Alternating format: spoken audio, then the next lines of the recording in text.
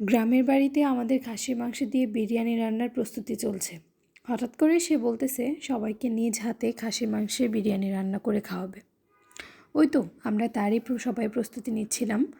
বাড়ির সবাই মিলে এতগুলো কাজ খুব তাড়াতাড়ি করতে পেরেছি। যদিও আমি বেশিক্ষণ ভিডিও করাতে ব্যস্ত ছিলাম। সব কাটা ধোয়ার পর সে রান্না বসিয়ে দিল।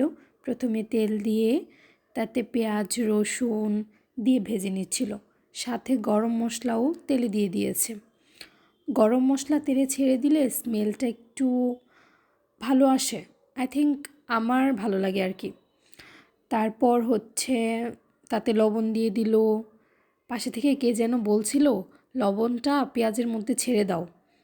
আসলে সবাই যেহেতু আশেপাশে আছে সবার কথাই শুনতে হয়।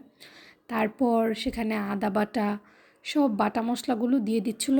সবগুলো মশলা ভাজা হচ্ছিল। আসলে রান্নার টেস্টটাই হচ্ছে মশলার মধ্যে। মশলা ভালো করে কষানো হলে যে কোনো মাংসের তরকারি বলেন সব কিছুই টেস্ট হয়। তারপর এক এক করে গুঁড়া মশলা এগুলো সব কিছু দিয়ে দিচ্ছিল। মশলাগুলো একটু কষানোর পরে মাংসটা ছেড়ে দিয়েছে যেন মাংসটা কষানো হয়।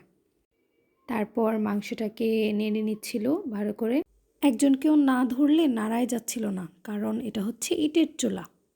তারপর কিছুক্ষণ ঢেকে রাখার পর ঢাকনা খুলে মাংসর কালার দেখে মনে হচ্ছিল চুলার জালটা একটু বাড়াতে হবে।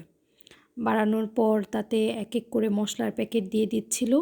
মশলার প্যাকেটটা মাংসতে দিয়ে দিয়েছে। তারপর পোলার চাউল ছেড়ে দেওয়া হয়েছে। পোলাওয়ের চাউলটা আগে থেকে ধুয়ে রাখা হয়েছে, শুকিয়েও নেওয়া হয়েছে অনেকটা। তারপর হচ্ছে একটু নাড়াচাড়ার পর সেখানে পরিমাণ মতো পানি দেওয়া হয়েছে, জগ দিয়ে পানি ঢেলে দেওয়া হয়েছে। তারপর হচ্ছে দুধ ঢেলে দেওয়া হয়েছে। আসলে পোলাও বিরিয়ানি সব কিছুতে দুধটা মানে কয়েক গুণ টেস্ট বাড়িয়ে দেয়। তারপর কাঁচামরিচ ধুয়ে রাখা কাঁচামরিচ দিয়ে দেওয়া হয়েছে। ভালো করে এটাকে নেড়ে দেওয়া হচ্ছে যেন এটা নিচে লেগে না যায়। ঢাকনা দিয়ে ঢেকে ঢাকনার উপরে কয়লা রেখে দেওয়া হয়েছে যেন আস্তে আস্তে হতে থাকে।